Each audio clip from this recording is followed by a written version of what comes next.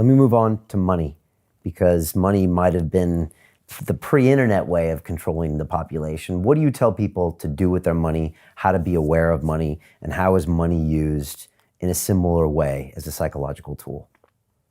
Well, money doesn't really exist. It's a theory. If you look at how the world's been acquired, it's been done by a banking scam where you lend people money that doesn't exist. We call it credit. And you charge them interest on it. And if they don't pay the money back plus interest, then you get their wealth that does exist. You get their home, their business, their land, their resources, whatever. And we've been through a process of banks lending credit, figures on a screen, greatly in excess of what they have as assets, called fractional reserve lending.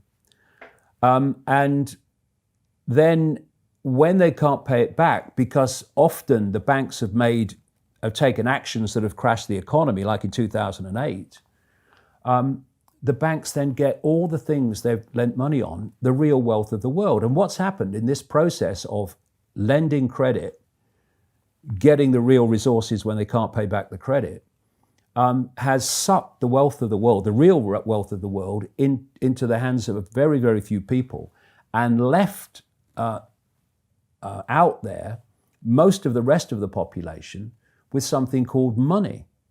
And money only buys anything because we take it seriously. You know, if it's just a piece of paper, and this is the point, it's meant not even to be a piece of paper, it's meant to be purely electronic. And so we have this fresh air money that is worth something because the buyer and the seller believe in it, and only because of that. And the real wealth of the world has been sucked into the hands of a very few people by lending this scam called credit. Another interesting thing about this money situation is when you go to a bank and you say, borrow £50,000, they'll type into your account £50,000 in credit.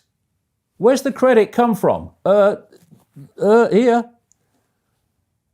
But you're not paying back £50,000. You're paying back £50,000 plus interest. The interest is never created, only the principal.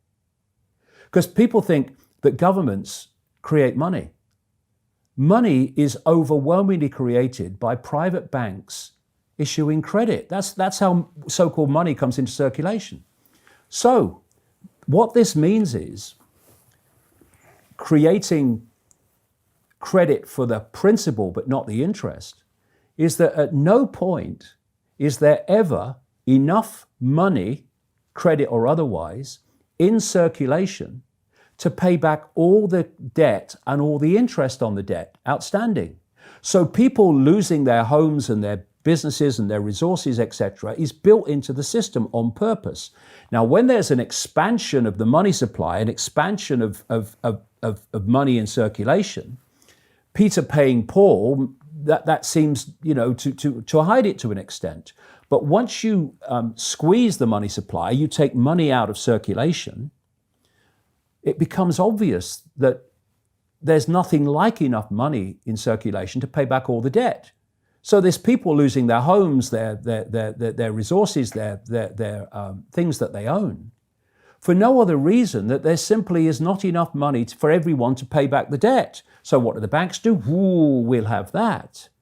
And this has been going on for centuries, and they've hijacked the real wealth of the world by doing this. And the next stage, which is in my books from the early 1990s, is the cashless society.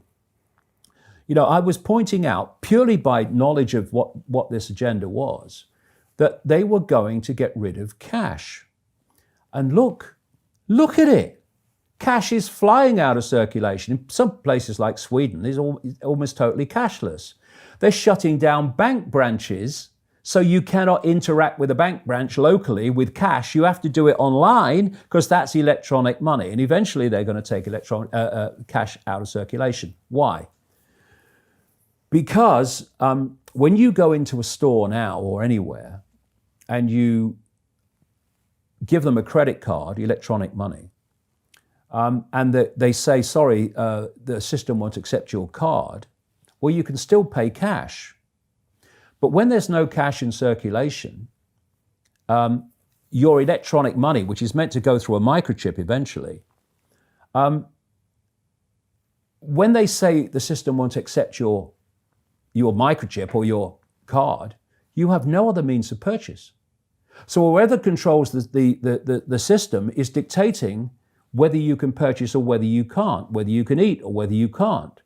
And the only other alternative to that would be barter. And I'll tell you what the plan is. The plan is to ban barter, to make it illegal on the basis that they can't tax it.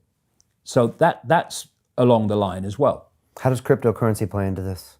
Well, what is cryptocurrency?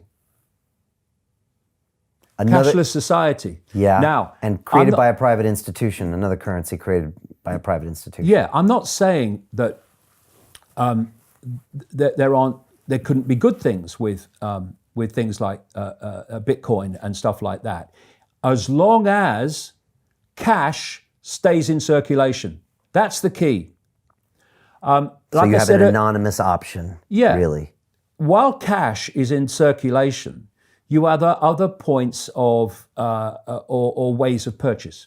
Once there's no cash and you have only cashless digital currencies, then whoever controls them controls everything. And not only that, they can wipe your bank account. If you're a dissident of the system, as this moves on into more extremes, they can wipe your bank account. And it's just gone. Because all it is figures on a screen. You can wipe figures on a screen in a second. You can, from a central point, crash the entire economy by controlling digital money and digital processes.